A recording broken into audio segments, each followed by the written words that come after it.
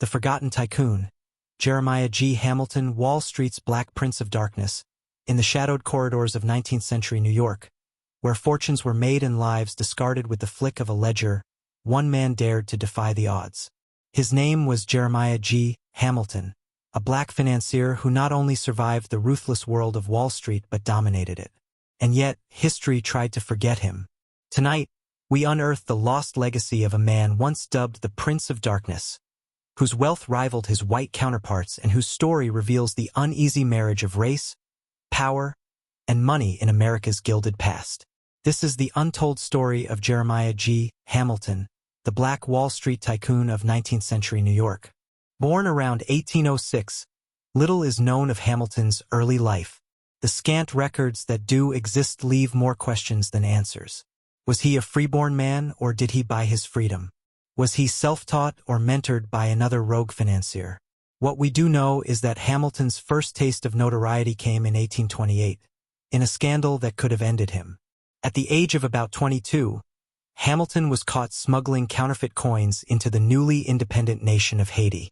Acting on behalf of unscrupulous New York merchants, he attempted to flood Haiti's fragile economy with forged currency.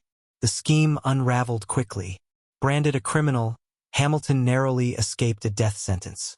A Haitian court sentenced him to death in absentia, forcing him to flee back to New York. Back in New York, most men would have retreated into obscurity. But Hamilton was not most men. By the 1830s, he was a fixture in Manhattan's financial district, a place where black faces were seldom seen, and certainly not as competitors. In the volatile, unregulated markets of Wall Street, Hamilton thrived. When the Great Fire of New York tore through Lower Manhattan in December 1835, destroying hundreds of businesses and decimating fortunes, Hamilton saw an opportunity. While others mourned their losses, Hamilton bought up devalued properties for a fraction of their worth. When the city rebuilt, those parcels surged in value. He would repeat this tactic throughout his career, capitalizing on crisis after crisis. But it wasn't just real estate. Hamilton dabbled in maritime insurance, a high-stakes industry prone to fraud and manipulation. He was known for insuring ships against improbable risks, then profiting when misfortune inevitably struck. His rivals, predominantly white businessmen, branded him the Prince of Darkness, a title born of equal parts fear, admiration, and racial prejudice. Hamilton played the part well, shrewdly navigating a world where he was both an insider and a perpetual outsider. Hamilton's personal life was no less controversial. He married Eliza Jane Hamilton, a white woman, a union considered scandalous in 19th-century America. Their relationship subjected them both to relentless scrutiny and social isolation. The hostility reached a peak during the 1863 New York City Draft Riots. As violent mobs surged through the streets, attacking black citizens and burning homes, Hamilton's residence was targeted. Though the house was assaulted, Eliza Jane reportedly stood her ground, protecting her family until the violence subsided.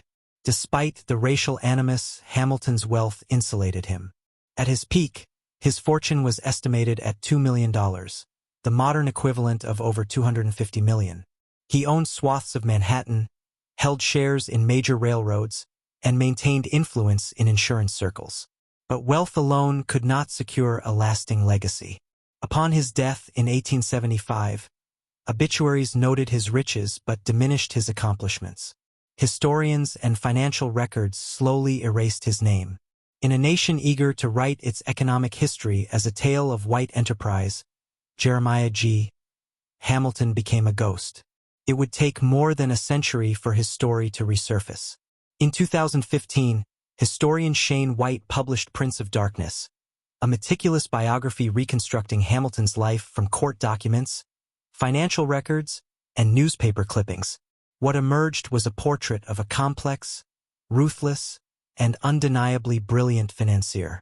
White's research reveals a man unafraid to exploit opportunity, regardless of the racial or ethical consequences. Hamilton was a capitalist in the truest sense, both a product of and an affront to his era. Today, Jeremiah G. Hamilton challenges the sanitized narrative of American capitalism. He forces us to confront the complexities of race, power, and economic ambition in a nation that often prefers its heroes uncomplicated. Why was Hamilton erased? Because he didn't fit the archetype. A black man who outplayed white financiers in their own game and profited immensely was a figure too disruptive for the historical record. Yet his story survives, a whispered legend among historians, an uncomfortable truth in the annals of American finance. Hamilton's life is a reminder. History is written by the victors, but its most compelling stories often belong to those the victors tried to forget. This has been The Forgotten Tycoon, Jeremiah G. Hamilton, Wall Street's Black Prince of Darkness.